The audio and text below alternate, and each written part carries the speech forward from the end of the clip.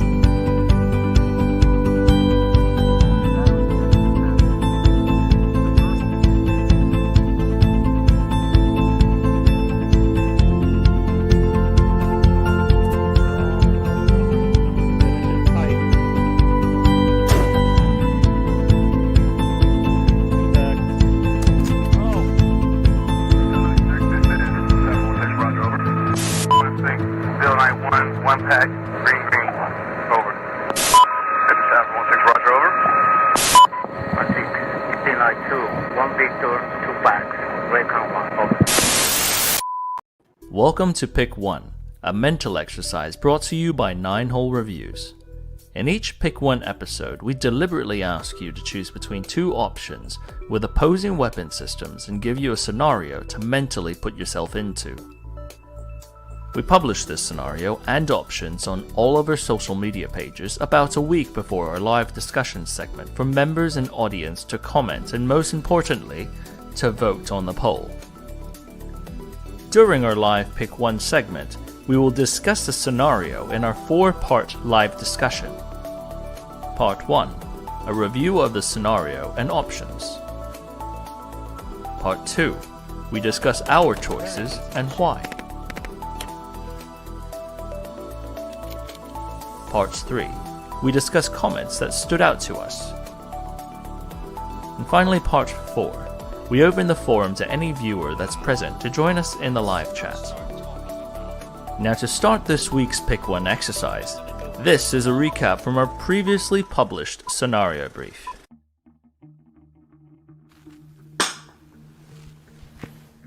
Welcome to this week's Pick 1.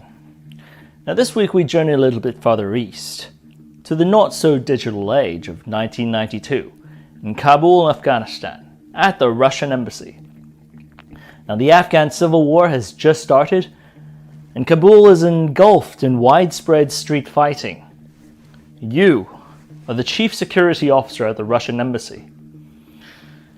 Unfortunately, Kabul has been taken over by groups of the Mujahideen that was led by the ruthless Gulbuddin Hekmatyar. Now, the streets have turned into battlegrounds for technicals, rockets, and forces of Ahmad Shah Massoud, who controlled the city before but are currently being pushed away. Unlike Massoud, who guaranteed diplomatic immunity, Hekmatyar will not spare anyone. Transmission comes through from Moscow that 3 Il-76 cargo jets for the evacuation of Russian diplomatic personnel, plus a few more friendly embassies, has landed. Now, despite a small unit of paratroopers arriving with the jets, they're unable to assist with the extraction since they're required to provide force protection for the aircraft. You need to escort a group of 11 diplomats to the airport, of which one is a wounded intelligence agent who can only wield a Makarov pistol, and the rest are diplomats with no real weapons training, but some can drive. Now, after you gather the group and destroy all sensitive documentation, you reach a 16-passenger non-armored van that's still in running condition in the motor pool. And as the group loads into the van, you hop out and inspect a damaged VIP limousine next to you and open the storage compartment. Within, you find 2 briefcases with ample ammunition. Option number 1. You find an MP5A3 outfitted with an Aimpoint and a light.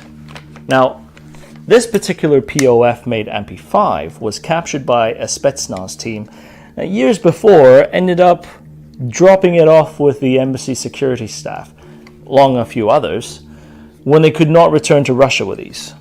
And as such, the security staff is taking the liberty of using the MP5s and training up on it. Option number 2, standard issue, AKS-74U. Iron sights, as you would take it from the motherland. So, which one would be your option? Would it be option number 1, the MP5 with light and aim point, or would it be option number 2, the AKS-74U? Whichever one you choose, stay safe on the ride.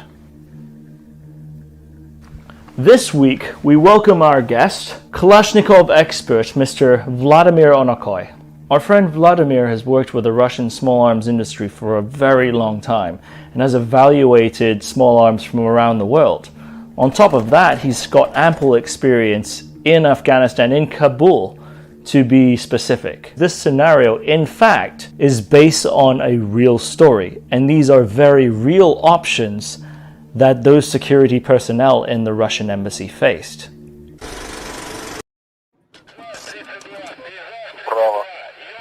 загорания двух крайних диодов центральных нейтраль погасли, рут влево, есть загорание двух крайних диодов, в центре не горят, нейтраль погасла. And just like that, we are live. Ladies and gentlemen, welcome to this year's first Pick One episode. And my name is Henry Chan. My co-host Josh, right underneath. And this week we have our special guest, Vlad Onokoy, with us. Yeah, that was a really awesome intro. I think I already watched it, but it was impressive. Vlad, you helped me write it, so thank you. So anyways, every single Pick One we start. Every Pick One we've started so far with my MET-TC evaluation of the scenario.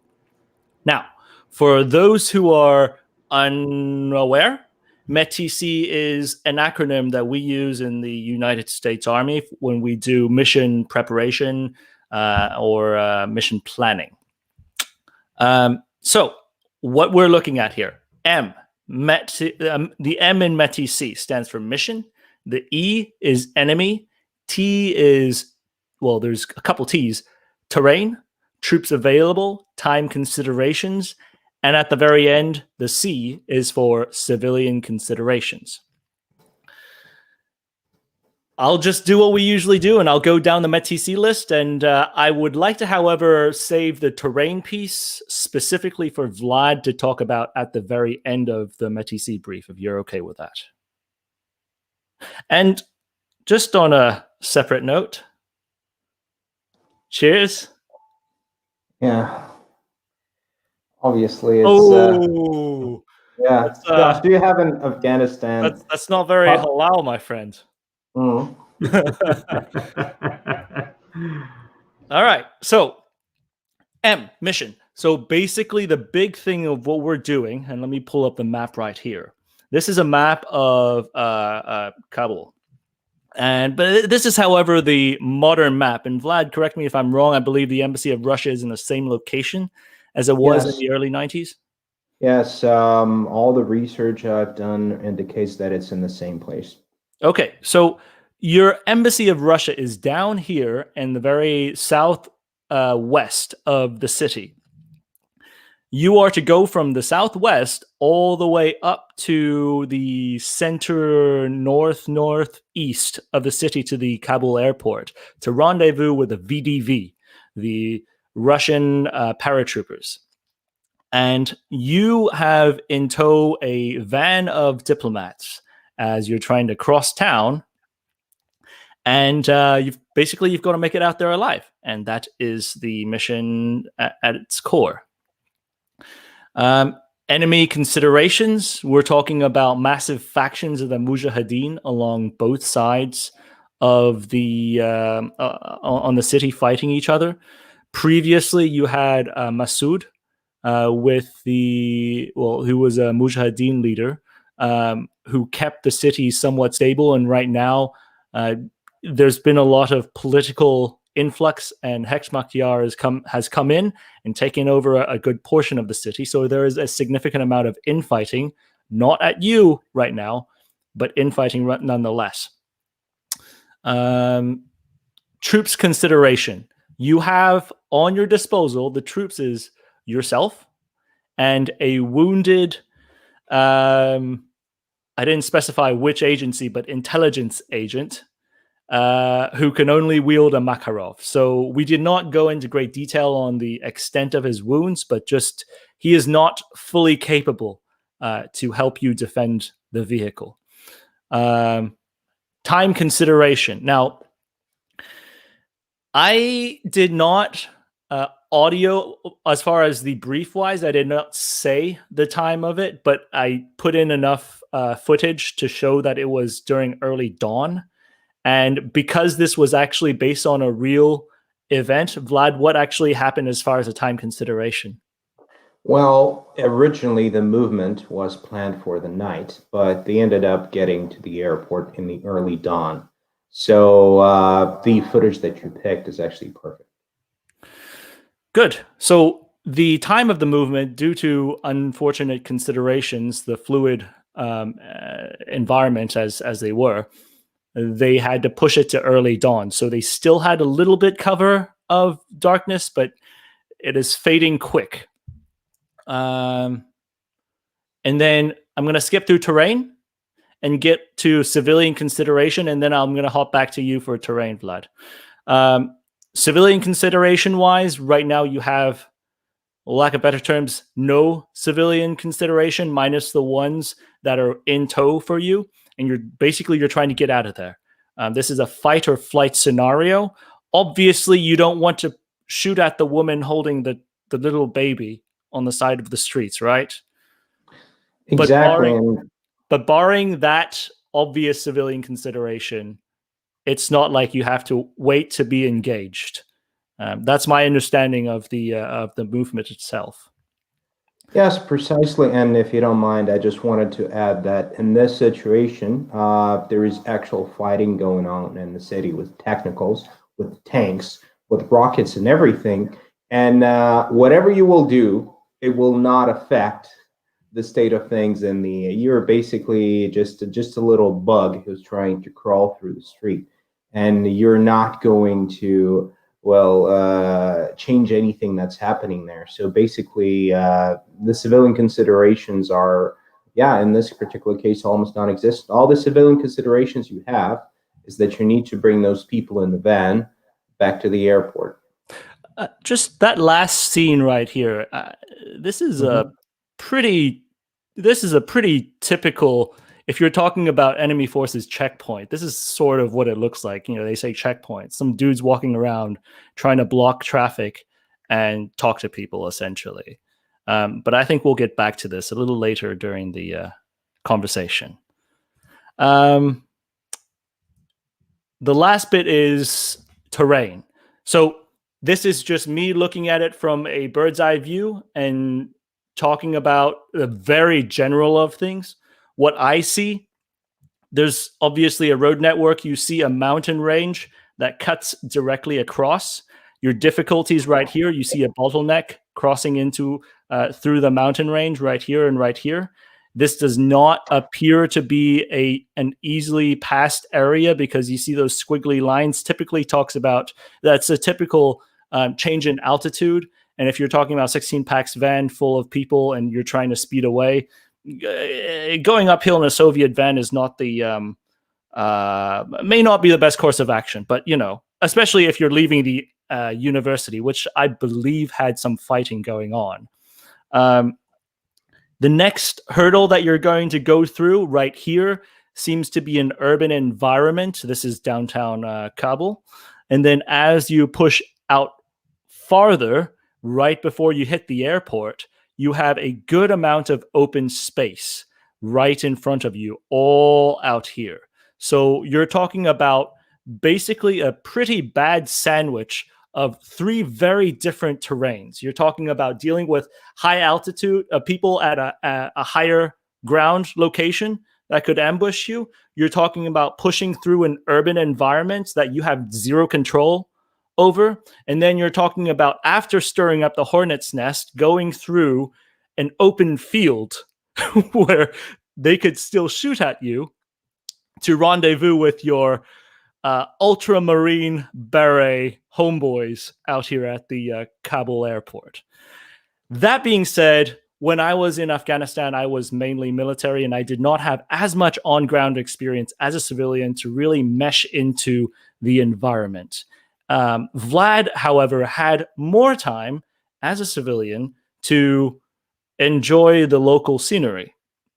So, Vlad, tell us a little bit about this location and some of the nuances of it. Oh, well, it's pretty nice. There are a few nice restaurants downtown. Anyway, so basically, you described it very well. There are three different types of terrain, but I haven't been there in 1992. I know I look terrible, but I'm not that old. Basically, right now, if we're looking at downtown Kabul at the Green Zone, it is an extremely claustrophobic environment, because for years and years, right now, look at this. This is outside of Green Zone. And Henry, if you can show the other pictures, you'll see that basically, yeah, when you're just driving through the city, it's a pretty interesting terrain. It's not, claustrophobic. Those are not small, tiny streets where you can barely see, at let's say 100-meter distance. When you're driving through the city, it's a pretty open area where you're going to need the range you're going to need as much range as possible. But then the modern green zone, it's very secluded, very claustrophobic. But I'm sure that at the time, that was not really the case. Because right now, when you're going to Kabul, you're seeing at least 20, 30 years of, every embassy, every company trying to put some roadblocks, trying to put some additional walls. And I think if you will compare this route in 1992 to now, you would see that in 1992, there was even more of an open area, because even if you're going through downtown, it was not as claustrophobic. It was not as blocked off as now. So the consideration that you have to take into account realistically is that throughout most of your route, you're going to face with the open terrain where you have to shoot at a longer distance than many people might expect, because a lot of people imagine that any city in the East and Middle East is just, something from the Aladdin cartoon or something, like with small, narrow streets where you can barely see anything past 20 meters. But Kabul is actually different, and it's in many ways it's a beautiful city. So you've got mountain terrain and then you've got those big streets where, oh yeah, this is perfect. This is just perfect. One of my favorite pictures from Kabul. And you're gonna have to deal with an open terrain, and you might have to engage at a distance. So that would be my consideration number one when picking a weapon. Let's see. So as far as this photo, I believe you were saying this photo was somewhere farther, sort of in between, looking at this mountain range north of... somewhere just north of the Russian embassy, maybe northwest. I don't really remember. It's been a while. But so basically, I mean, we're looking at, this is this area, somewhere looking at this, where my cross is. Right, and also north of the green zone. So if you look at the airport road, right there, going to the airport from the green zone, it's also a huge, wide open area. And I'm pretty sure that the general layout of the city is pretty much the same right now as it was in 1992. And again, it's a pretty wide open area when you're just in your car and you can see things at 100, 200 meters. And then you have intersections, you have huge roundabouts. And with all of that, it's a completely different environment compared to green zone, to downtown. And when you're first entering the green zone in Kabul, it is a very different experience, because you're just, it feels like you're running around a little labyrinth, like a rat in the lab or something like that, because it is just so different from the rest of the city. Okay, so I think at that point we've got the METC components pretty much covered. Yeah. Is there anything else on the scenario brief that either of you gentlemen would like to add? Well, I think that was an interesting breakdown that, personally, I'm not familiar with the area at all. But seeing imagery like this, it really makes me think that there's very little way that you would have had to be able to be evasive or to scurry past things that are going on. Because you have these wide open areas that, even here within the city that we're looking at, if there was engagements going on in these areas already, as we've said there would have been, it's not like, oh, I'll just take the little side street and everything will be fine because I'll go around these other buildings over here. This is a wide open environment that really eliminates or at least limits your ability, as far as I can tell, to be evasive, at least under the traditional ways that you would think about being evasive in an urban environment. Yeah. I mean, there might be multiple ways to get to a certain point, but every single way will be probably a wide open area. So you can just, turn into a side street and disappear. Also, I think some of our viewers might know more about the real story. and we're definitely going to talk today about, how it was actually happening, because in this particular case, the real story is even more dramatic compared to the scenario that we have. We will get to that, Vlad. Let's I save just, the... I know. I just imagine some guy who's just furious watching and saying, "That's not how it happened. Why are you talking about one van and stuff like that?" Because there's always someone who knows a lot in this type of scenario. So I just want to cheer this guy up and just have some patience, man. We're gonna get to the story. Right here, I showed this video for a reason, because I remember this clip. I mean, look at this. This is from the 90s during the revolution. I mean, look at that wide open area. Place is just entirely destroyed. I mean, I think there was like 400,000 people who were displaced, killed, or dismembered during that time frame. I forget what it was. It was a serious event. I mean, it was a human tragedy. But anyways, do you guys have anything that you would like to add at this point before we step into phase 2? Nope. Take us through. Да, принято. Контролируем автоматическое сближение. Да. Метров. Предельная скорость сближения. 1.2 на сближение. And so, oh shoot, I shouldn't have been showing this, but that was the poll. We'll get back to that. Our choice is right here between the three of us, plus a mystery guest that we have. You can see, this side. You can see the MP5 A3 up at the very top, and it's got an Aimpoint on top of it with a light. And then your choice number 2 is the AKS-74U, known to many Americans as the Krenkov, known to Vlad and many of our Eastern counterparts as the Suchka. So, my analysis on this: if I'm talking about evading potential forces that are setting up roadblocks, trying to go after me, basically, like Vlad was saying, you're trying to escape like a little scurry rat going through the kitchen floor as it dodges towards safety.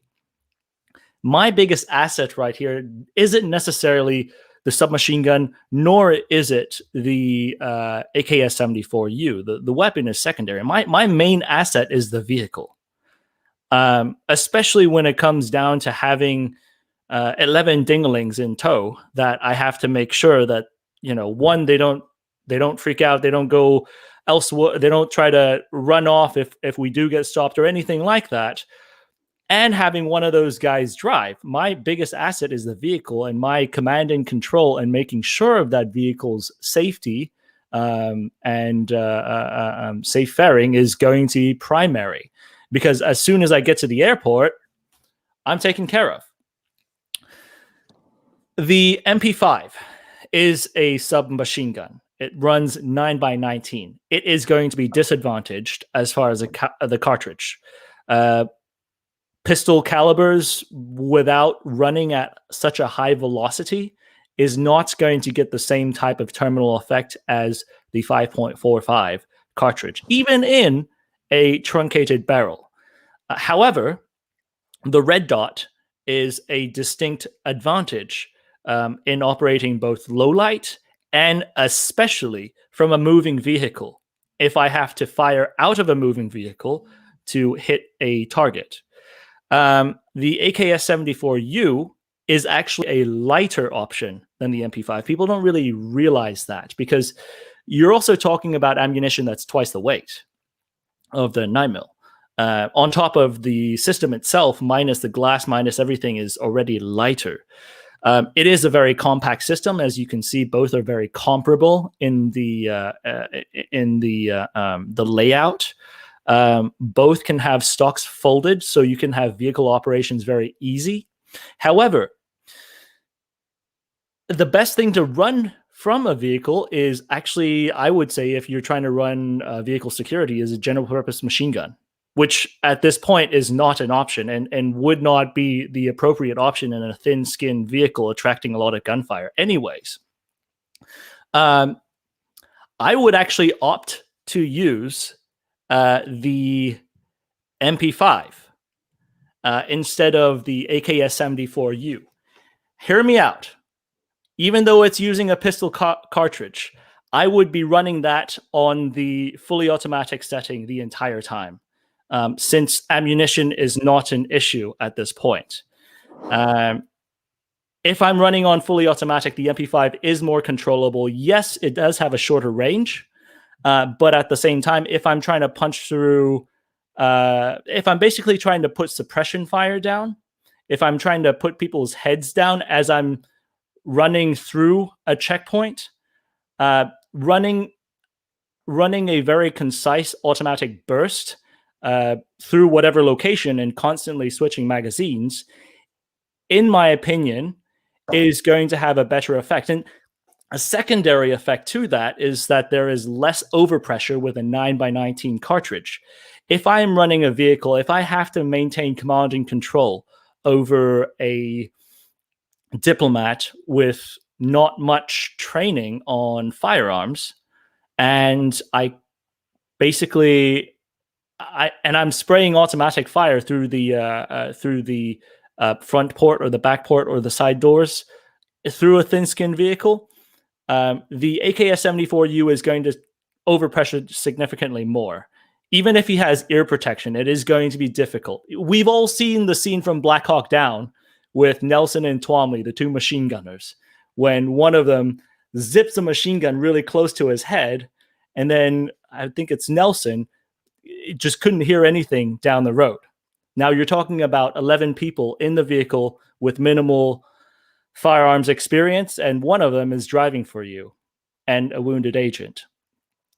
My choice is the MP5 for the reasons of using it on fully automatic and being able to push automatic fire into as an area weapon. And yes, it does not reach well past 100. However, if I continually lob automatic fire, even at a greater distance, it still has a suppression effect.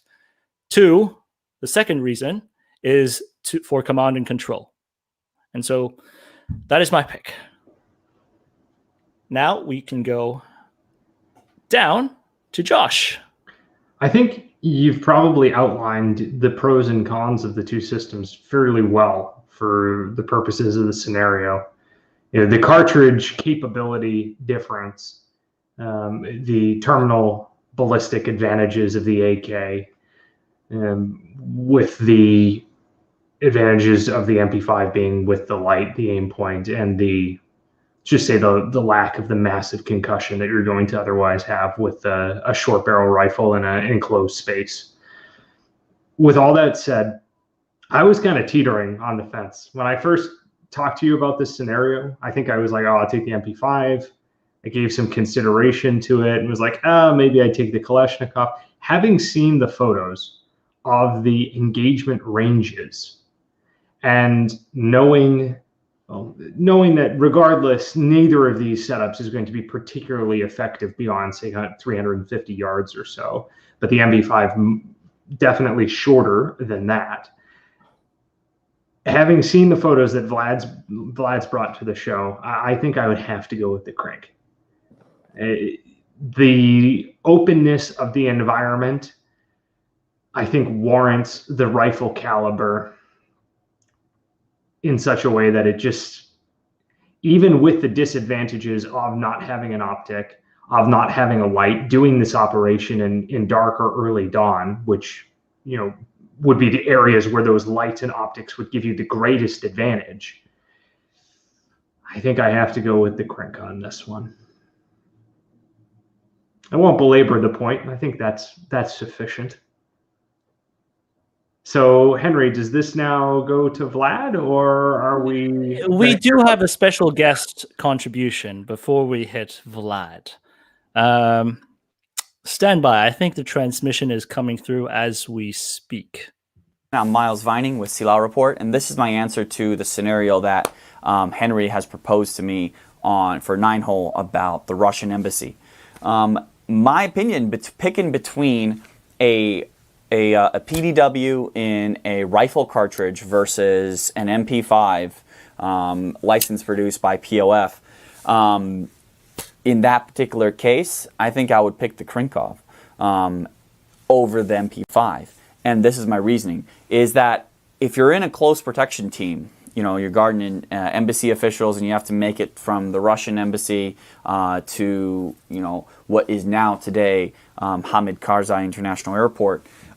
If you want to make that way, your goal is not to stick around and win an engagement. Your goal is to break contact from a near ambush and use your ability to move, to maneuver. Your ability to maneuver in this situation is your biggest asset. That is your biggest weapon. Your weapon systems are not your biggest weapon systems. So, sure, an MP5 is going to be more accurate at range. But here's the thing: if you're in, a 16-passenger van, and you just have yourself and another guy with a Makarov, and you have all these Russian diplomats in the back, you're not there to stay. You are not there to stay and play. You're not there to win that 100, 200, 300 meter fight. That an MP5 you might be more accurate with an MP5. You'll definitely be more accurate than with this, right? But either way, with an MP5 or a Krink, it's like you're not there to win that 100-meter fight. If anything, you want to get away from that 100-meter fight. If someone starts shooting at you from 100 meters, you want to move and you want to get out of there as soon as possible.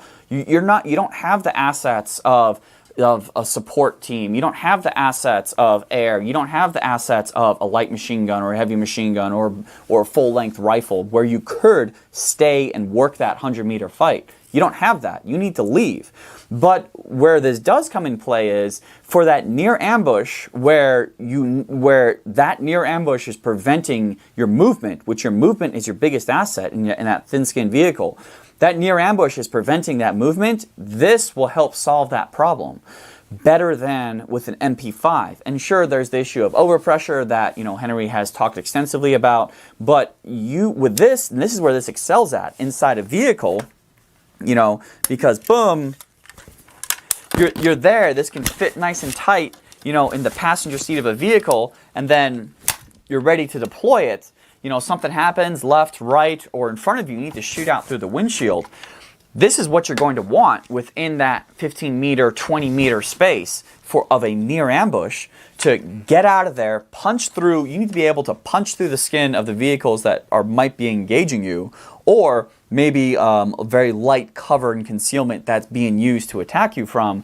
You need to win that fight at 15 to 20 meters, and then you need to get out of there as soon as possible. You need to be successful at that near ambush and leave. You're not there to stick around for those, line up your MP5 for that very close precision shot and be like, okay, I can make this shot at maybe 50 meters or 75 meters with an MP5, which you definitely can.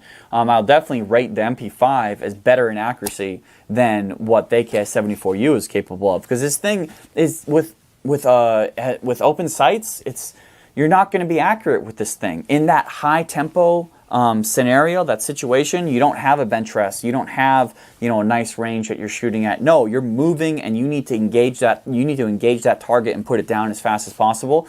It's going to be very difficult with this past 50, 75 meters. 25 and in, yeah, absolutely. You can definitely make use of this very quickly. So that's my answer for that. All right, so Mr. Vining has chosen the AKS-74U. Was that a surprise to anybody? Not if you know Miles. So, Vlad, you're the last one left, but I feel like your background has already told us what you're going to pick. You have the floor, sir. Comrade Miles knows what he's talking about. Comrade Miles been to Kabul. Comrade Miles knows AKS-74U. Yes, well, my original plan was to whip the AKS-74U out from a shoulder holster my good friend gave me, but unfortunately, the YouTube rules are preventing us from doing that. my pick would definitely be AKS-74U. And not just because this weapon has a lot of, I have a lot of personal history with it that we're going to talk about some other time. I think in this particular environment, it has several very important advantages. First of all, the range. Very interesting that when Henry was doing the video about AKS-74U accuracy test, his experience with AKS-74U accuracy matched my experience to the T. Basically, within 250 meters, the AK-74U is accurate enough. You can always get a chest-sized target. And I was, back in the day when I was a range officer at the Special Forces competition, I was blown away by how accurate people with AKS-74U were. When they were, obviously, those people were well-trained. And just looking at what they were doing, I thought, wow, why do you need a weapon with a longer barrel? And then I realized, why do you need a weapon with a longer barrel?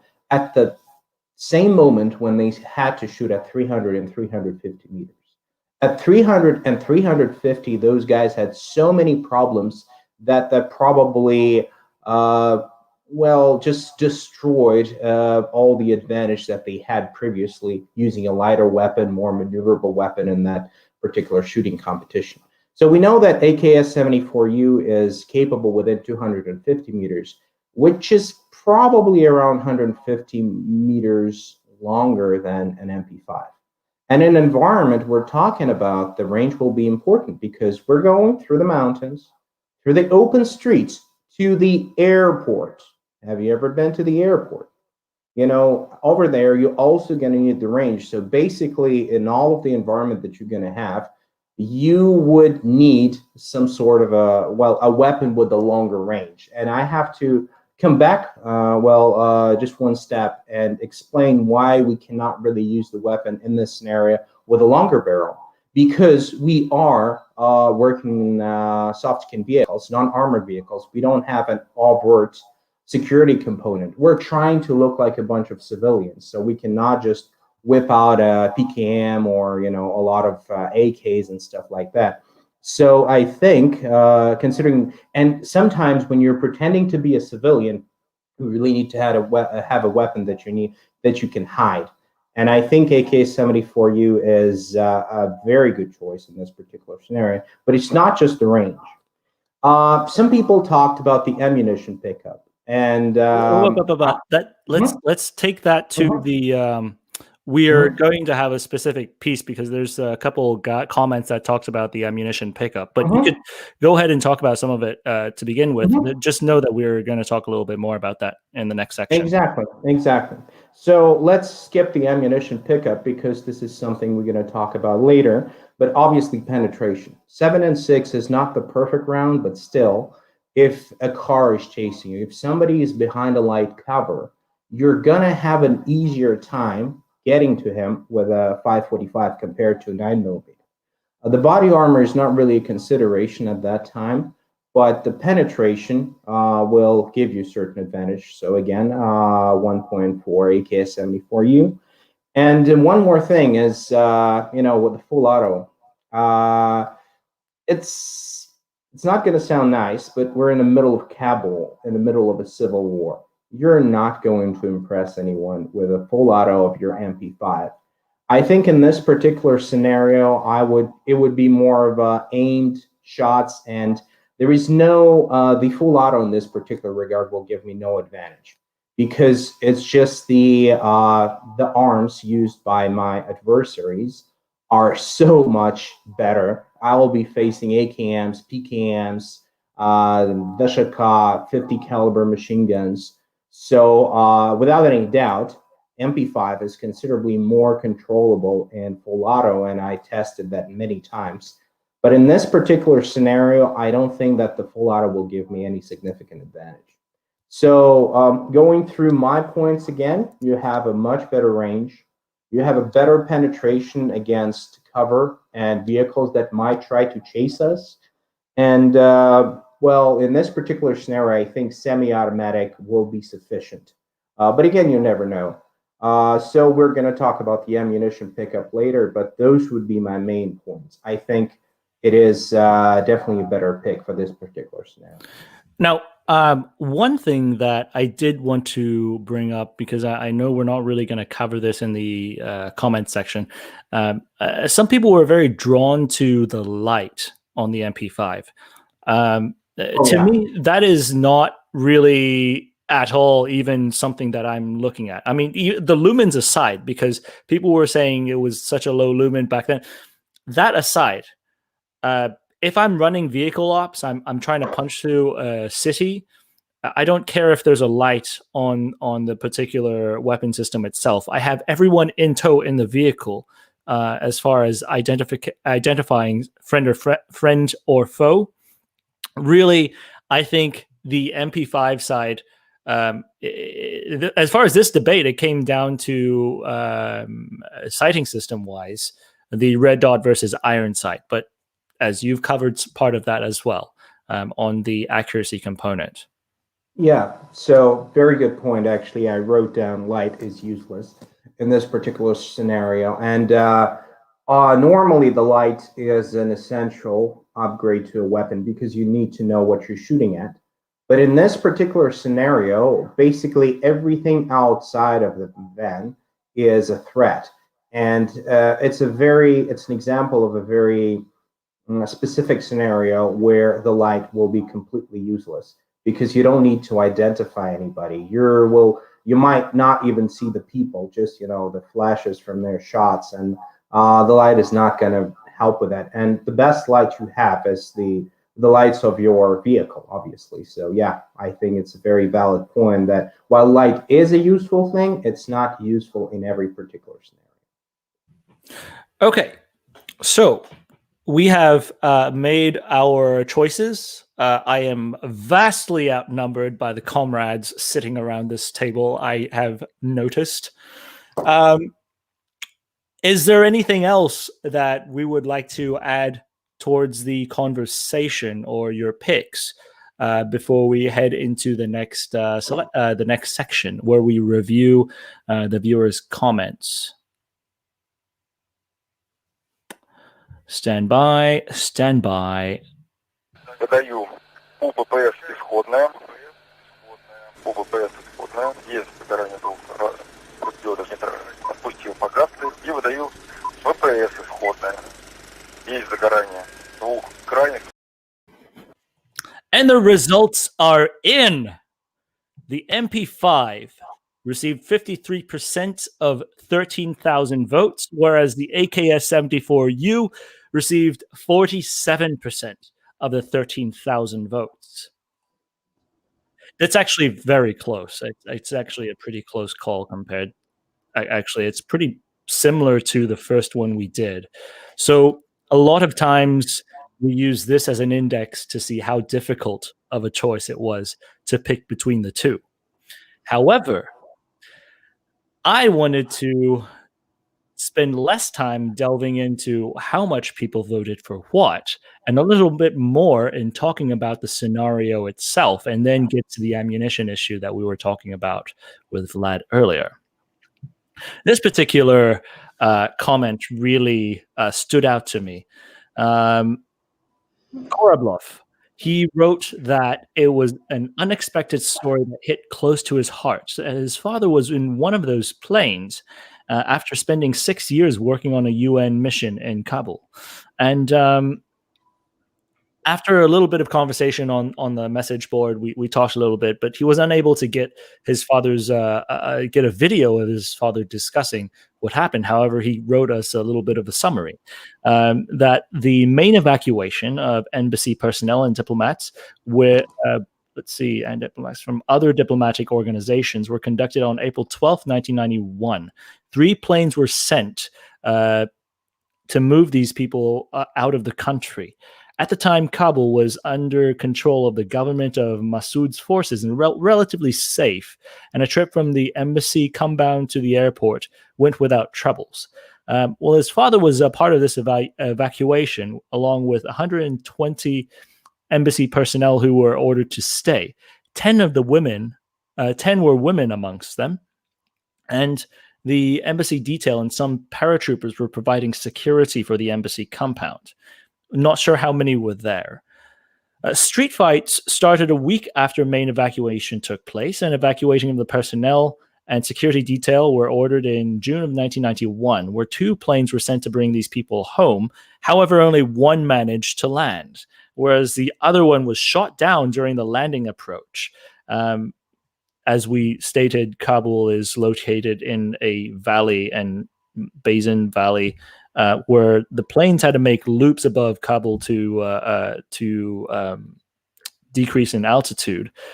Part of the people evacuating on the remaining plane, and the other part was moved by buses to the USSR for interesting. So part of it actually left on ground and not by air. And by the way, civilians stationed in Kabul, regardless of diplomatic status, were provided handguns and AKs. He remembered one of his father's colleagues remarked that he had a crate of grenades stashed underneath his bed. So he would not be surprised with the possession of weapons.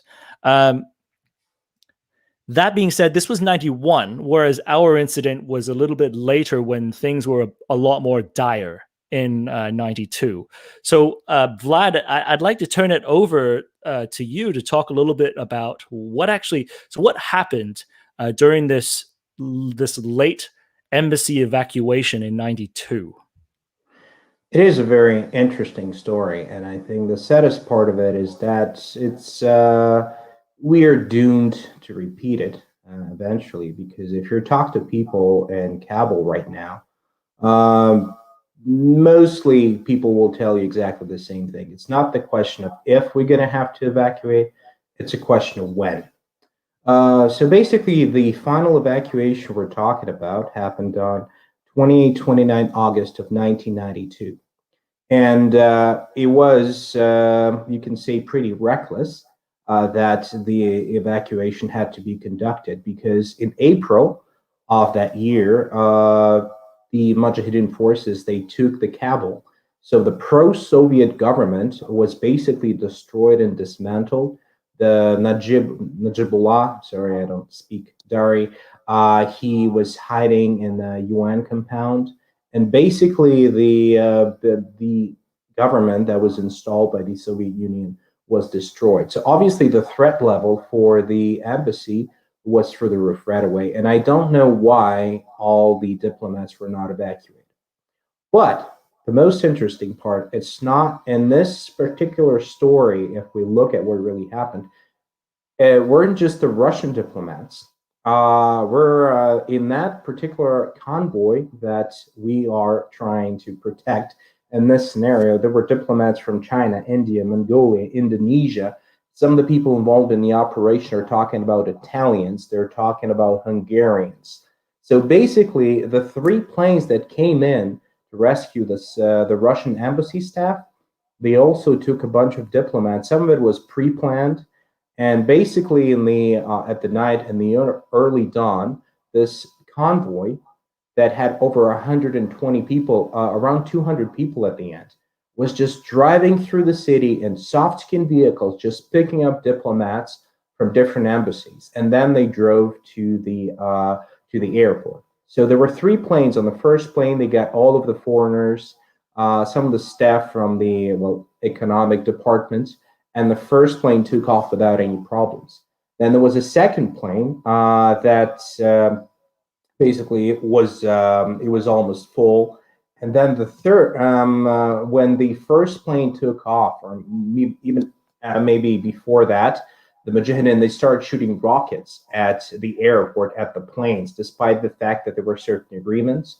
But you have to understand there's a big difference between Ahmad Shah Massoud, who was, I would say in many ways a more civilized leader, who, if he had an agreement, he would follow the rules and he would definitely follow the agreement. But then Hikmatyar, who was the main threat at the time, he said that no Russian pig is going to leave Kabul.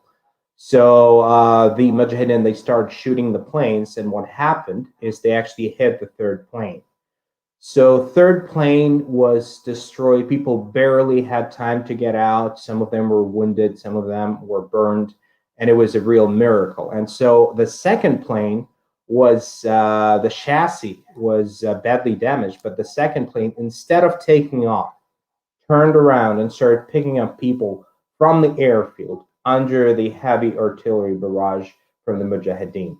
So the second plane basically made a U-turn, picked up everything they could from the airfield and took off. And basically when they got to the airport at their final destination, they had no chassis, they had no wheels. They had to land without the wheels, basically, and the entire thing almost burned down, but the pilots were phenomenal. So a certain amount of people, they were still left at the airport. So I know of a 15 airborne force, guys from the airborne force, and then some diplomats, and they were later evacuated by the relatively friendly Afghan forces of General Dostum. Keep in mind, General Dostum was the main general who was basically the best friend of Najibullah. But he decided to, he was in fact he decided to join the Mujahideen, and but still he still had some fondness towards Russians. So he basically arranged the final evacuation when the remaining troops and the remaining diplomats were brought in Mazar-e Sharif with the two last planes. But the whole operation was incredible on so many levels because, first of all, I don't understand how all of those embassies, how all of those countries ignored the threat for so long that those 3 Russian planes were the last resort, were basically the only opportunity for all those diplomats to escape. In fact, for the Indians, what I heard is that they just drove to the airfield at the very last moment and said, "Hey guys, can you get us in?" And the commander said that, "Hey, just write down your name so we're gonna have we can put it in a manifest." They jumped in and they were evacuated. So I really hope that when an inevitable will happen and the Taliban is going to take over Kabul again, the evacuation will be better prepared. But I think unfortunately, we will all live to see it. So it was a very interesting operation on so many levels, and the amount of troops that was, I think a very interesting point is that it was all carried out by the airborne troops.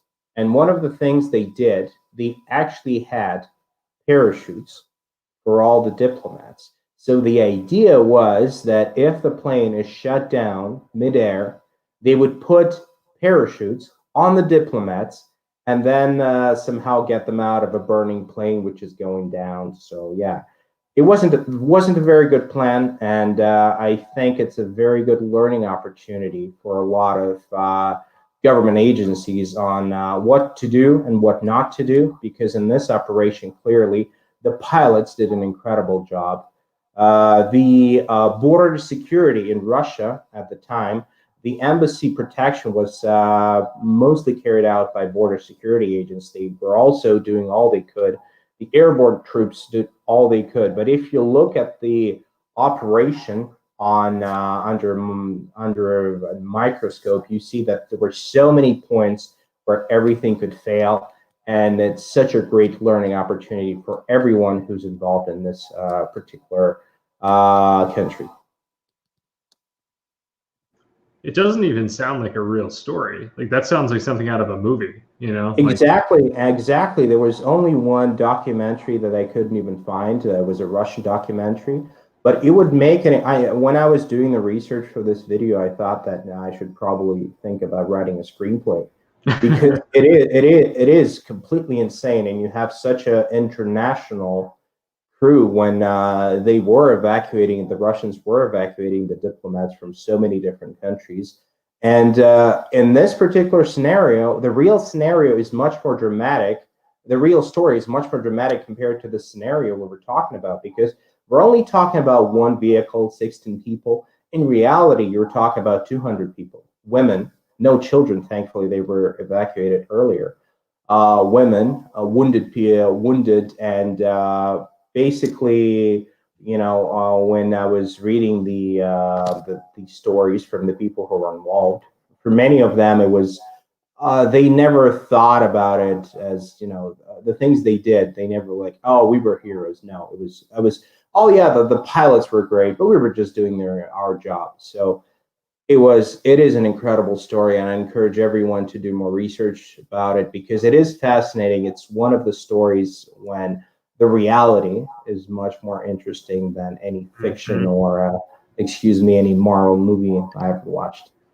I think you mentioned earlier, and I've got the documentary that we watched, kind of streaming on the desktop here for the viewers to also watch. We'll post it in the description afterwards. You said one of the women was pregnant as well. I think there was, but unfortunately I couldn't find the name, and I'm always trying to find 2-3 independent sources. But there were some women there. They basically somewhere in 1991, the regular visits from Soviet Union and then Russia were seized, and women, they got on the plane. They wanted to see their husbands so much, so they got on the plane, which was transporting the currency for the new Afghan government. Obviously, that currency was printed in Russia. So those planes carrying the currency were the only opportunity for women to go there and see their husbands.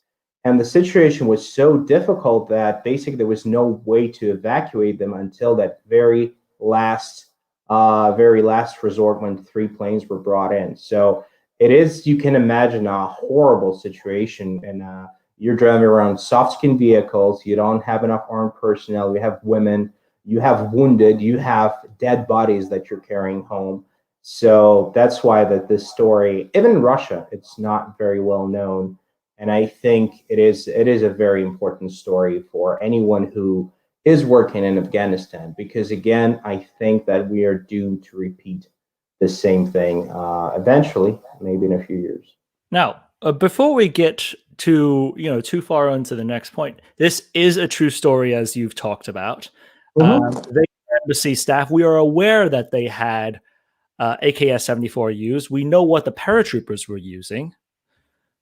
What was that one incident that you brought up earlier when we were doing research? Exactly. Oh yeah. It was just incredible when you start doing actual research. So basically, I was going through one of the memoirs, and when the Afghan planes landed in Mazar-e-Sharif, it was basically the final victory when the Afghans provided the planes for the remaining Russian military personnel, embassy security, some diplomats.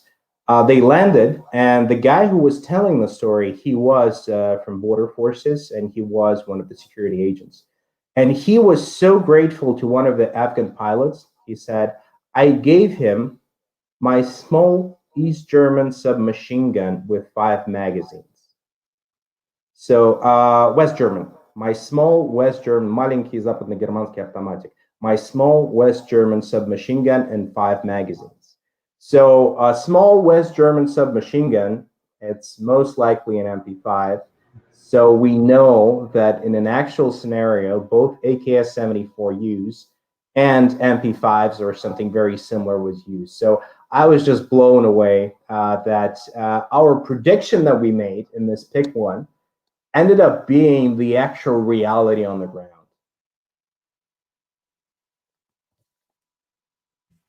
I mean, yeah, sometimes I think some of those things, they catch you by surprise.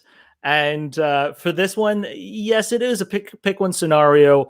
In ideal circumstances, of course, we would just take both of the weapon systems and drop it off to some of the, whoever can pull a trigger, just to hold on to, obviously. However, this is pick one.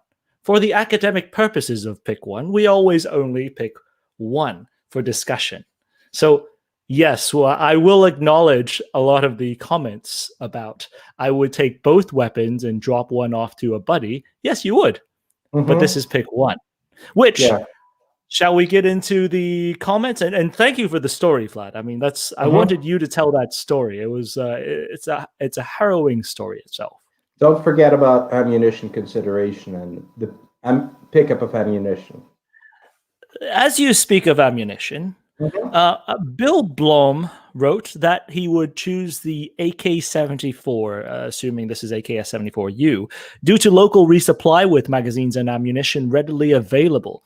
The MP5 may or may not have been maintained, and diplomats are likely to have some familiarity with the AK platforms. So, two things. Local resupply. We've had this in the past where people talk about how easy it is to get AK-74 and 545 items in Afghanistan. You and I have been there. I remember the staple of it being 76239. However, I was not on ground with the civilian populace as much as you. So I would very much like to hear from you. How available is 5.45 by 39 ammunition? Well, probably about as available as it is in the U.S. So it's the thing that people know about, and if I'm not mistaken, they call 545 Kalakov. So it's they have different names for different, even for type 1, type 2, they have certain names. Unfortunately, my diary is very poor, so for type 2, type 3, there'll be Shishakov. So people know what 545 AK is. But in all of my time that I spent there, I've only seen one 545 AK.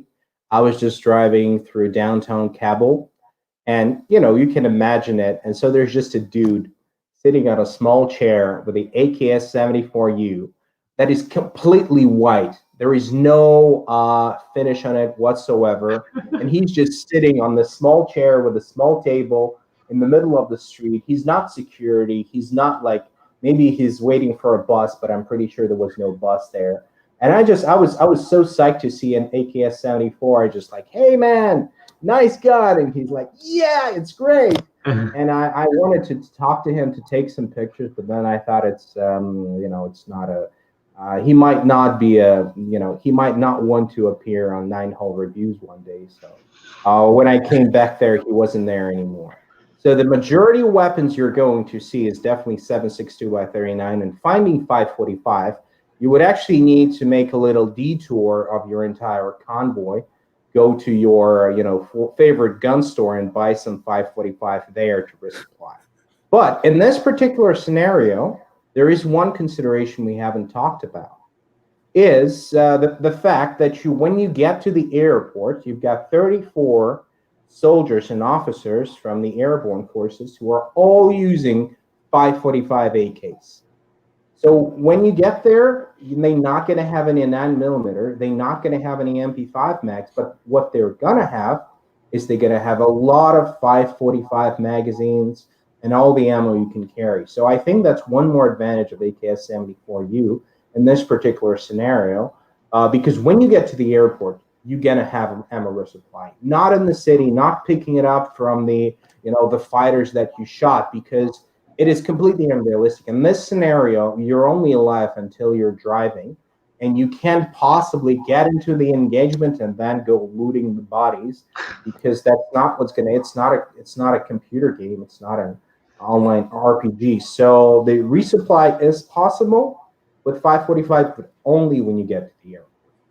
So that's actually, I wanted to keep that to this point, because I think a lot of times you hear from people that, oh, I'm just going to locally pick up items. I think a lot of times when you're talking about battlefield pickup, I think video games have really skewed us in the wrong direction. Especially when you're talking about you're fighting in a location where there's not a standardized web gear or not a standardized method of carrying ammunition or weapons or whatever grenades that you're running. And a lot of times, if you're talking about local resupply, I think that applies more so if you were in a location on a long-term basis. Say if you were soft D and dropped into Afghanistan in the early days, running surveillance on potential hide locations for UBL, that may be more so a consideration than thinking that you were going to across town, picking up a 545 ammunition off of dead fighters that you come across, as you would in any Call of Duty episode. Yeah, I do think that you're probably spot on with that, Henry. I think video games have provided a lot of exposure for firearms and you just want to call it gun culture of sorts to a very wide audience in a very positive way that's gotten people interested in firearms. But at the same time, you do run into some of these misnomers about, you know, the effectiveness of how things work, or in this particular instance, you know, the PUBGs of the world or the looter shooters where you're going to go loot the body that you've just taken out to go get more ammunition. You know, I know we've talked at length about this, that the availability of 5.45 in the Middle East is just, it's not there in comparison to the 7.62. Right. I mean, and that's honestly, Kalashnikov is a system. It shoots 5.45, which is more prevalent towards the old Warsaw Pact countries. Ukraine is littered with 5.45 on the eastern side. The Middle East is not, quite frankly. I mean, can you find it? Sure. I'm not saying you can't find it, but is it as dramatically littered across the country? The average fighter that you would going to be engaging are they carrying 5.45? Or are they carrying 7.62? And regardless of whether or not it's reasonable that you would go be like, hold on, guys, I need more mags. Like, let me go pick some up off of this guy.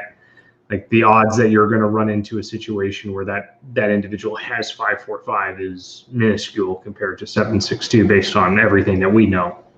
I think that said, though, the arms trade of, even if we're not talking about the Middle East in general, the arms trade of Afghanistan itself is just, dog medicine, is so strange because unlike anywhere else, you have all these exotic weapons that you could find, and people actually have ammunition to shoot it.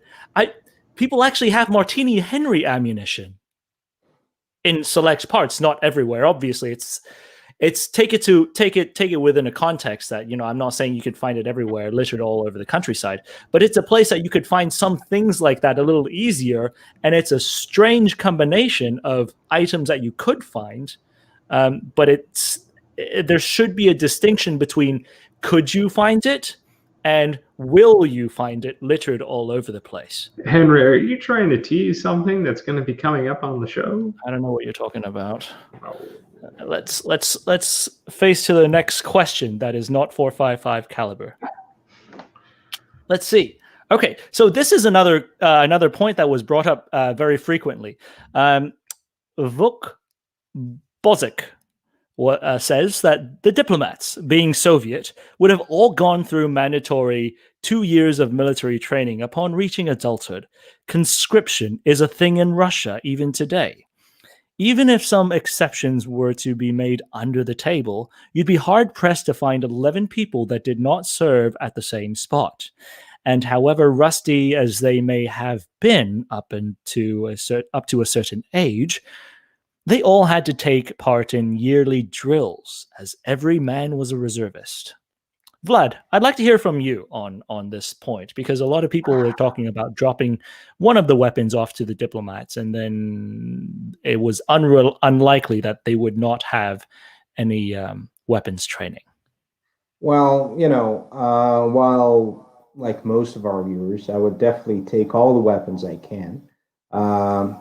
In this particular case, this gentleman has a pretty shallow knowledge of what was actually happening, and my mother was a diplomat at that time. She worked in Baghdad and Yemen, and thankfully not. Some of her friends actually worked in Afghanistan, and you have to understand that at that time, the principle described by Orwell that all animals are equal, but some animals are way more equal, was an everyday reality in the Soviet Union. So in order to become a diplomat or someone who works overseas, you got to go to MGIMO, which is a very specific educational institution. And you have to be someone to get into that educational institution. You're coming from a wealthier, more connected family. And those families, especially in the 80s, were doing a lot to avoid sending their kids to the army, to avoid conscription. Basically, you don't have to go to the army if you are going to the university than if you're on the government service. So again, Out of 12 randomly picked people from Kabul embassy, would someone have some firearms training? Would some of the did some of them serve in the army? Yes, but you can never expect, first of all, that they served in the army, because a lot of those kids, they were from a completely different background. They didn't serve in the army and then went on to diplomatic service. And also, if someone served in the army, his level of firearm skills is up to debate, because especially in this environment, when you're in the vehicle, when you're around people, when the vehicle is moving, many people who served in the army and never trained afterwards, they would be completely incapable of effectively using any kind of weapon. So again, I would be very careful in this particular scenario. While we are at the airport, then definitely I would give everyone a gun, give everyone a certain sector of fire, so at least they can make some noise. But within that vehicle, when we're moving around the city, I can easily imagine somebody just, switching to full auto and shooting accidentally half of the van when he just, slips somewhere and then has no concept of muzzle discipline. So again, why this commentator thought he has, a deep knowledge of this particular topic, not really, because again, in the diplomatic corps in the early 80s, not a significant amount of people served in the army and had any firearm skills to speak of. To take this a little bit farther on the next comment that I wanted to talk about was, it's interesting. This is obviously written by a former U.S. service member, because I recognize some of this lingo. He's saying that he's going to take the AKS-74U and sit in the TC, the truck commander position, so your driver's seat, not your passenger seat up front, which that's the entry to the van. Regardless, the MP5 is going to the most capable diplomat. He's going to close escort he's going to be close escort for the stretcher team carrying the wounded guy. He's also going to act as a tail gunner for the group if they dismount, and he's going to take orders from the wounded guy who's armed with a Makarov. And everyone is staying between the tail gunner and him in front, rotating the stretcher carrying, so they can move as fast as possible. People with no military training cannot be overnight trained into running a small unit operation like this. That's the bottom line. You can't give a set of instructions and expect for everyone to have TTPs. If that were the case, a lot of fighters around the world would be a lot more effective fighting against us. But I think in this particular scenario, you're only really using 2 people out of 12. So while I absolutely agree with your point that you cannot train someone overnight, I think this guy has a pretty good idea. It's one of the things you can do, but I mean, probably out of 12 people, especially when you serve them for a long time, you can probably pick someone who will be capable of doing that as a tail gunner. Right. So one thing before we jump into the next section, this is not a bash session, but more so this is a session for us to pick Vlad's mind and, talk about some of the comments out here. Are they feasible? Are they not feasible? That being said, were there any other comments that came across you guys that you still remember that you would like to bring up to discuss at this point as we're still discussing the viewers' comments? I'm sure there were a lot of good comments, but I can't really remember something that stood out. That story we talked about in the beginning was great. It's an incredible opportunity, and but other than that, I don't know. Josh, do you remember any comments you want to talk about? Henry, I think we should go to the live chat. You guys ready? Let's do it. Нейтраль погасли, рут влево, есть загорание 2 крайних светодиодов, в центре не горят, нейтраль погасла. Выдаю рут на торможение. Okay, ladies and gentlemen, thank you for signing in on Pick One. The live chat floor is currently open. Vlad, Josh, if you guys do see anything, point it out. Let me know that there's something that you would like for me to pick up. I'm going to start looking through our live chat comments, and everybody out there, please go ahead.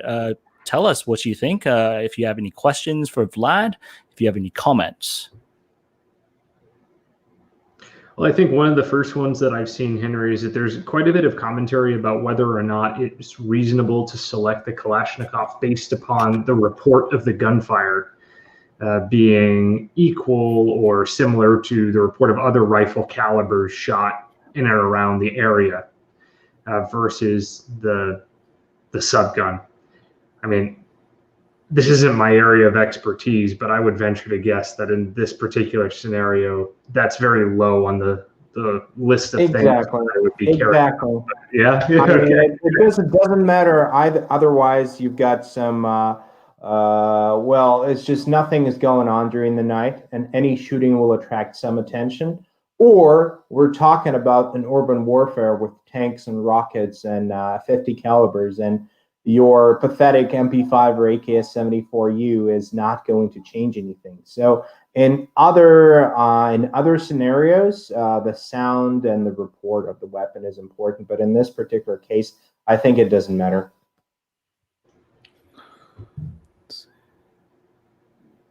Were you talking about this? Is there any consideration between the report of the there were. I've been tracking along, and there's been a bunch of comments asking about that particular point. I don't know necessarily asserting one way or the other, but asking us to discuss it as a point of consideration. So figured we'd bring it to the floor.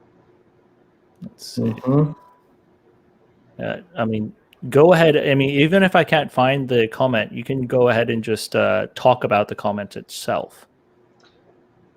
Sure. We already covered this one, but I'm just seeing another one pop up. It would be safe to assume you'd be going against body armor. It's more valuable than to consider the opposite. I mean, at that time, I mean, even today, I mean, I know that there are accounts listening to U.S. forces who have been engaged in Afghanistan, that some of these guys were very well trained and coordinated and were rolling with modernized kit to some way, shape, or form, whether that was outfitting from the likes of Iran or otherwise. But specifically at this time, would there be anybody who's running chest rigs or armor? In the early 90s, though? Yeah, I mean, that's what I mean. Is there anybody who's going to be running armor in the opposing force? Chest rigs, yes. Armor, no. Right. I mean, let's look at it this way. The U.S. were wearing the flak jackets at this point, and the Russians were using the early steel and titanium armor if they had it. So the Western and the Russian forces did not have advanced armor at this point. So I don't think it would be feasible to say that the Afghans on ground would have a significant amount of armor. Yeah. Absolutely, there is no way they would. The armor would not be a consideration in that particular scenario. Got it. Another good comment is if the vehicle is the most important tool, I would not want a non-military driver to be piloting the vehicle effectively. That's an interesting one because, as I read this scenario, immediately everybody who we talked to about this, effectively put somebody else in the driver's seat. What's your guys' thoughts on that? I mean, being in command of the overall situation, more valuable or less valuable than being the most qualified person behind the wheel? I think so. We actually in the U.S. military, there are specific driving courses for guys who are in PSDs, Delta, your special operations guys have driving courses, and you do learn a lot from them. And I do see the point right here, but right now, I mean, quite frankly, it's one of those pick one scenarios. You drive and you basically have zero response to any type of active gunfire, or have another guy drive and rely on the command and control. I mean, it's a hard choice between the two. I don't think there's necessarily, a really I mean, it's one of those things. Just make a decision and go, I suppose. But Vlad, what do you think? I think it's knowing how things are happening, and again, it depends on the people we work with. I work with a lot of Russian embassies, and sometimes you have brilliant drivers, and sometimes the attaché would drive me around, or a consul or somebody. So I think in this particular scenario, they would have a capable driver who would know the terrain, who would know how to do it, who would know that particular vehicle, because again, Soviet vans are not sports cars. So let him drive. He knows how to do it, and just look around. And you need to have your radio, because in reality, it was a long convoy. There is so much information. So just let the driver drive. And it's not like you can get behind the wheel and this thing is going to take off and fly through the air, or will be able to dig underground, whatever. Just let the driver do his job, because he has probably years of experience doing that in that particular city. Perfect. Another set of comments that I've just been tracking as we're talking here, really good discussion actually, is about the penetration capability of 9mm versus the 5.45. And I think we talked about the advantages of the 5.45 and the ability to penetrate vehicles that may or may not be pursuing you, or that you may have to get past. I know from my own testing that 9mm can absolutely punch through car doors, can absolutely punch through windshields. Yes, that's absolutely capable. But over a prolonged set of shots, let's say 15 shots in quick succession towards a vehicle, the overall terminal ballistic advantage into the cover stroke concealment and then beyond into your target, it has to go to the 5.45. And I think that that's the point that we were more generally addressing across the totality of that conversation. Guys, anything to add on that one? I think to roll into that, not just vehicles, but a lot of times when you're talking about terminal ballistics, a projectile's performance on your target, if it's living tissue, your velocity matters more so than your mass. Your velocity being able to expand the tissue to a point where the tissue then it disrupts the tissue's integrity. A lot of times you'll see more so of a long-term, let's see, it could have more effect on a target rather than a slower traveling, larger mass projectile. A lot of times that's why you see a lot of pistols perform pretty similarly with terminal ballistics. If you take away the bullet construction, and you're talking about higher velocity, it does a better job with tissue. Vlad? Yeah, well, I mean, we have to take into account that it wouldn't be just cars. We're talking about checkpoints, so some, I don't know, sheetrock, some concrete. So definitely 5.45s gives you an advantage over a 9mm. Both would go through any part of the car except for the engine and maybe some pillars. But you have to think outside of the box, and the type of the cover that you're going to have to defeat, you can't predict that. So definitely 5.45 has a certain advantage in this case. Yeah. I mean, the bottom line is we're choosing between two platforms that are not optimized for pushing penetration, and we're choosing the better one of the two, I would say. Yeah. Let's see. This is an interesting one. I know sort of the answer to it, but for Vlad, did the Soviets ever make red dot sights, and what was the employment of the red dot sights if they did make it? Sort of the employment history of the Soviets using red dot sights. Well, that's a very large topic. There were certain sites developed, pretty interesting ones, but they were mostly used after the Afghan War. So there is this Belarusian company that still exists, and they are very big on red dot sights. I'm sure that people who are into Russian guns, they know a lot about it. But I can remember at least 2 or 3 different factories who were developing and making red dots. and now it's probably even more. But I cannot really remember a time when it was issued to like every single soldier in every single unit.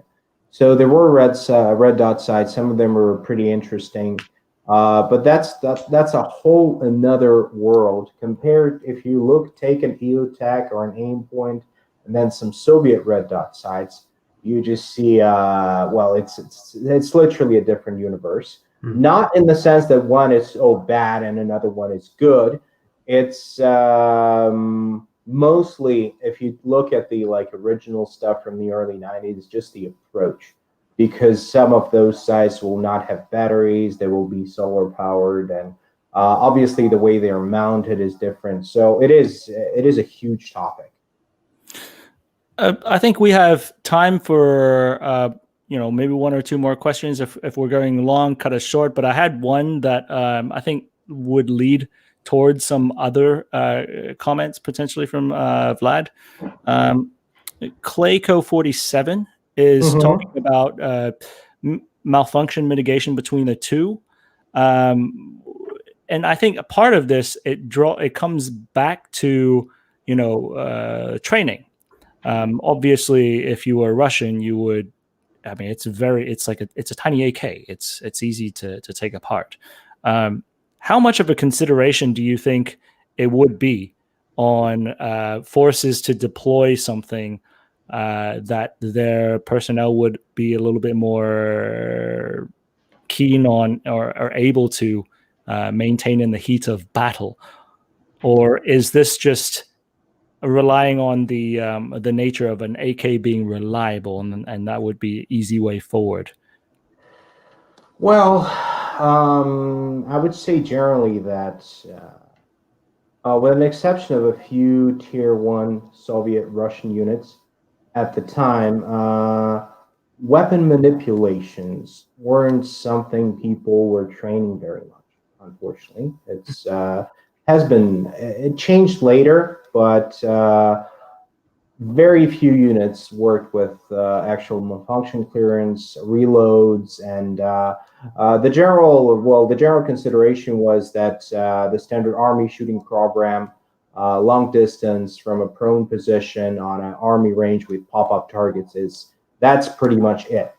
So again, I don't think AKS-74U would have any problems with reliability. It gets hot really fast. Anybody who shot it knows it.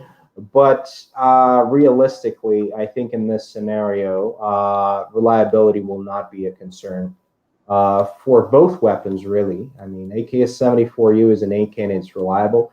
And POF MP5, in my experience, is pretty reliable if you're using quality ammunition. You might not want to use Pakistani-made ammunition, but so it's not something that I would really worry about. Both weapons will be reliable, and probably none of the people involved in this scenario will ever have to clear a stoppage. Okay, so I think we're coming close to, we're already at the hour and 25-minute mark, hour 30-minute mark. Gentlemen, are there any more comments that you see that you would like to bring up, that you would like to talk about? No, I think as we were going through, we really did pick the ones that were worthwhile having a go with. Okay. Ladies and gentlemen, I'd like to thank everybody for tuning in on this episode of Pick One. Vlad, thank you for being a part of this. It was a lot of fun doing the research. It was a lot of fun just talking about it, nerding out on a lot of the firearms history, and specifically learning about an incident that I was not familiar with prior to this live stream. Well, it's 3 a.m. in Russia. We started at 2 a.m, and I have to tell you, it was worth it. It was worth waking up in the middle of the night. Tell your wife thank you. Oh yeah, you see the lighting is incredible. Yeah. Yeah, that's Thanks to that's a her. new setup too, isn't it? Yeah. So basically, my wife gave me all the professional lighting equipment, so the viewers can enjoy actually the view of that AKS 74U. So yeah, I think it was a really good experience, and the viewers, that the comments that I read were very good. You don't get any batshit crazy, people are asking weird things. So I really want to thank all the viewers, everyone who joined, and I think that this particular format is really something new. And Henry, thank you very much for having me. Oh, it's our pleasure. It's our pleasure having you guys and the viewers. Customarily, at the end of each of our broadcasts, if we have something lined up, Josh and I typically would sort of talk about what's going on if we have another pick one happening, and just by luck, we actually do, Josh. You're gonna wet their whistle a little bit, Henry. The next pick one, in coming to you sometime in late February, early March, sometime between that time frame, we shall journey a little bit farther west, past Western Europe. In fact, farther southwest into the Falkland Islands. And we are working on a scenario where you, as the person picking the one weapon system, serves in Her Majesty's Armed Forces. I've been working on my stash. Look at this. Try to keep up with. This particular gentleman has a nice look to it. So the next pick one is going to be set in the Falkland Islands, and you are looking at it from the perspective of someone in the 22nd Special Air Service. And the options that we are looking at currently are the M16A1 with a 4X Colt scope, or an SLR L1A1 standard rifle of the British Army. And as our guest, we have Mr. Mike Burns from Bloke on the Range, who owns both of these weapon systems and has actually had significant amount of time on both of them. And there you are. So at the end of this pick one, Vlad, is there anything else that you would like to say? Well, not really. I think I said everything I wanted, and it was really a lot of fun. And I think this particular live stream can serve as an example of a civilized discussion, something we don't really see very often in our modern society. And Vlad, if the viewers want to find more videos and or content or work that you've been involved with, where can they go to find that? Well, I have a YouTube channel, and I don't really do much with it because basically we all know the state of things with YouTube, and I just don't want to build a channel to see it destroyed someday. But I do write a lot for the Firearm blog. A lot of articles, and I do write for Small Arms Review, Small Arms Defense. I used to do certain things for for Kalashnikov channel. Since last year, I've got I'm in a different line of work. But mostly just check out my YouTube channel, Instagram, maybe the articles at the Firearm blog, and again, don't hesitate. Facebook, yeah, I do have a Facebook. I don't do anything about it. But guys, all of those social media sites are there so the viewers can contact me and ask their questions. Because I find like people trying to ask me a question in the comment section of some other video. It's ridiculous. So yeah, you can find me anywhere. And mostly the people who actually get to find me very nice. And I think 9-Hole Reviews attracts a really interesting crowd. And it's really a pleasure to even read the live chat. It's viewers that are our supporters and really prop everything that we do and make everything possible on this channel.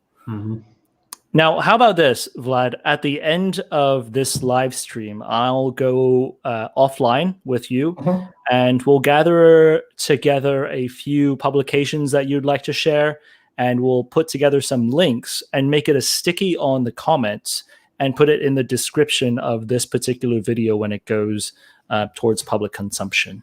Yes, sure. And well, basically some of the publications, and many viewers know that I did some videos for the Kalashnikov. You can also go on their channel and watch them. So yeah, I would send you. I did write a lot about some of the certain Russian weapons, so I'm sure I'll be able to find something that will be interesting for the viewers. And I have a sneaking suspicion that you'll be hopefully returning for some more, either pick one or as a guest contributor to some content. We do have some stuff. Always a pleasure. Always a pleasure, Henry. You know. Yeah. Anyways, gentlemen, it's been great, a great deal of fun. Barring anything. Perfect. We'll see you guys in the next one. Stay safe. Thank you. Take care, everybody. 716 is 096, 4 Vic, 8 packs, Redcon 1, green to green. How copy, over? 096, this is 716, roger, over. 16, 091, 1 pack, green, over. This is 716, roger, over. 16, 2, 1 Victor, 2 packs, Redcon 1, over.